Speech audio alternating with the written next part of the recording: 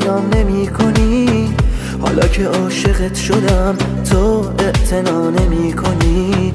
دلتنگتر میشم ولی نشنیده میگیری منو، هنوز همه حال تو رو از من فقط میپرسن و با این که با من نیستی دیوونه میشم از غمت. اصلا نمیخوام بشنوم که اشتباه گرفتمت. داشتن تو کوتاه بود اما همونم کم نبود. گذشته بودم از همه، هیچ کس به غیر تو نبود.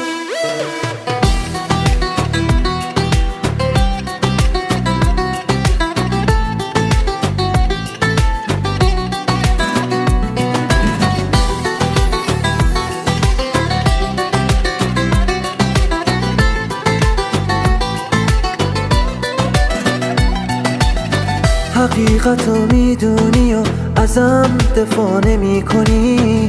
کنار تو میمیرم و تو اعتنا نمی کنی. مردم تو رو از چشم من امشب تماشا میکنن، فردا غریبه ها منو پیش تو پیدا میکنن. کاش اتفاقی رد بشی از کوچه های دلخوری، بروم نیارم که چقدر میخوام که از پیشم نری. هر بار با شنیدن صدای تو آروم شدم، حتی واسه رفتنت پیش همه محکوم شدم.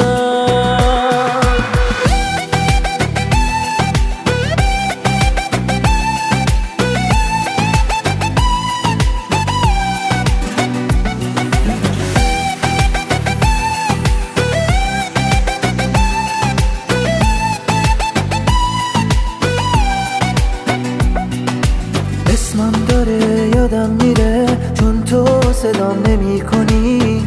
حالا که عاشقت شدم تو اعتنا نمی کنی.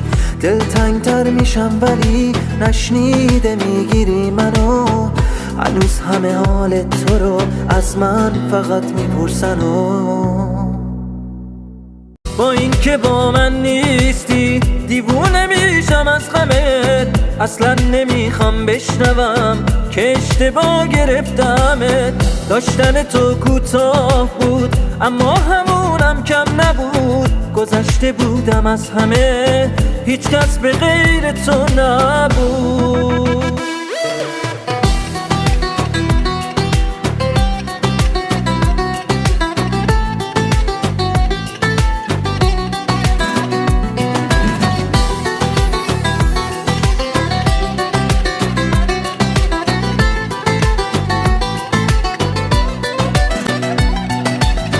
حقیقتو میدونی و ازم دفاع نمی کنی.